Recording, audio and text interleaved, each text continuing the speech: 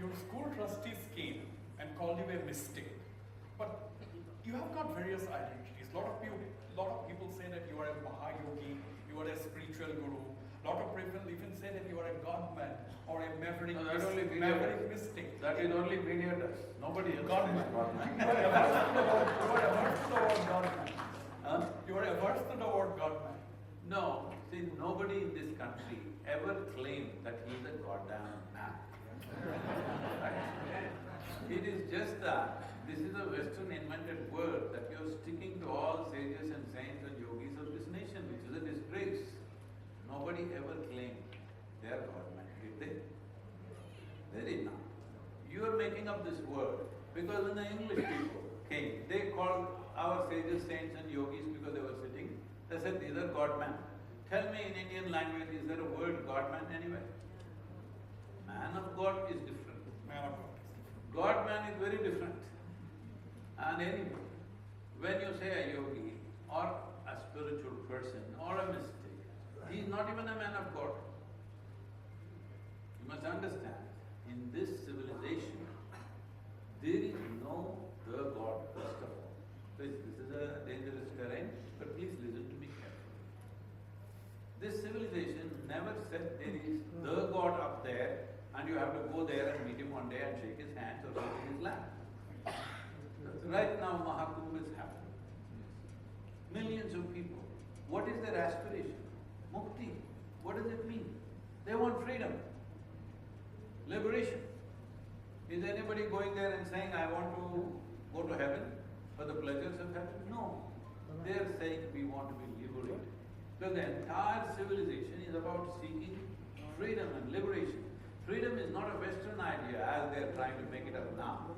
For thousands of years, the only goal in our lives is to become free from the processes of the society and the world, to become free from the physiological processes, to become free from the psychological processes, to become free from the processes of life and death itself. This is the only goal in this country. Who made up this God-man business? We have the technology of God-making in this country. We made up 33 million gods and goddesses. Yes, we made 33 million gods and goddesses when our population was 33 million. After that, this westernization made us a little shy of making gods. They all say only one God, so we felt shy. So we also started saying we also have one. No, where is yours? Tell me. Because this civilization is not about belief. This civilization is about seeking. It's a land of seekers, not of believers. You can believe whatever you want, but we know we made it. See, in this part of the, I don't know in Assam much, but let's say Chhattisgarh and other places, also across the country. For example, Ganapati festival comes, we make up our God. When we are done with praying and everything, we dissolve it. Which other civilization dares to do this, I'm asking? We make our God and we dissolve it. Hello? Because once he fulfills our purpose, we dissolve him and put him back. So you must understand the fundamental difference is this. When you say you're a seeker, you're seeking truth. When you say you're a believer, you're looking for an authority which will tell you what is the truth. This is the difference. So, authority is your truth or truth is your authority, you must make up your mind. If truth is your authority, then you are naturally a spiritual seeker. If you have to become a spiritual seeker, you don't have to go to a guru, you don't have to read a book, you don't need a scripture, you don't need nothing. All you need is, you don't make conclusions about things that you don't know. You have the humility, you have the sincerity to see what I do not know, I do not know. Is this okay with you? Hello?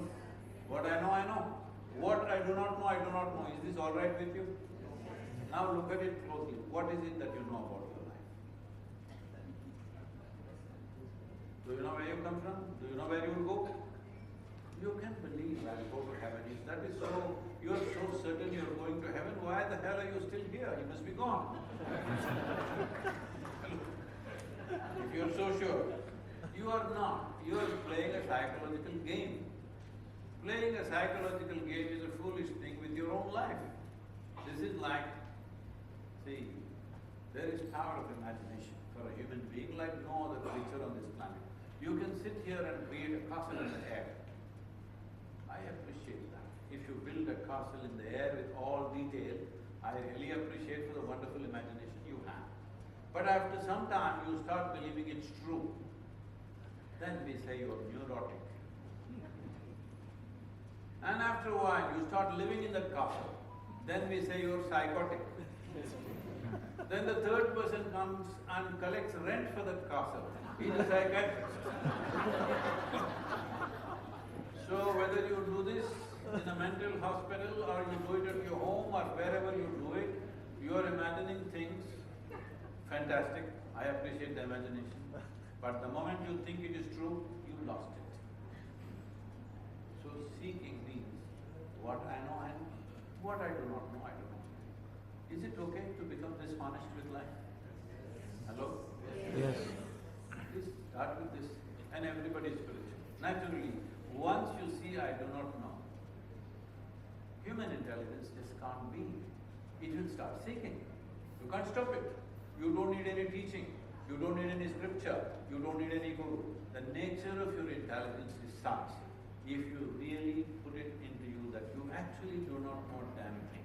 You're sitting here in a small little mud ball in the middle of nowhere. You call this a planet. It's just a mud ball in this vast cosmos. You don't know where it's going. Whatever stories you make up, you don't know a damn thing about anything. Yes or no? Whether you're a man of religion or you're a man of science, both of you don't know a damn thing about anything. Yes or no? Sadhguru, You don't like that is the reason. that is the reason why a lot of people have gurus. And you have said once that people need gurus sometimes to show you direction. Do you mean to say that gurus are some kind of a GPS, showing people life direction? You're picking up. I'm picking up from your answers. I'm picking up from your The answers. word guru means darkness. Guru means light, or one who dispels darkness. Yeah. What will dispel darkness? Only light can dispel darkness. Suppose this room is pitch dark. If I ask all of you together, push this darkness out of this door, can you do it? No, if you light a lamp, it's gone. So the only way is to light a lamp. So a guru literally means one who dispels your darkness. This may happen in so many different ways. Your mother may tell you something one day and suddenly you realize that's true in your life. Little darkness is dispelled. Your father may say something, something may work, somebody else may say something. All these things might have taught you little, but still you saw it's inadequate to live a complete life. Then you seek somebody who seems to, whether he knows everything or not, but he seems to know little more than you. Anybody who knows more than you, who's seen more than you, is a possible guru, isn't it? Hello? Anyone who's seen more life than you, obviously, he could be a dispeller of darkness for you. Right. GPS. Right, GPS. GPS is going to go away with Starlink or something. How do you define GPS? You have your own definition of GPS. No, it's like this.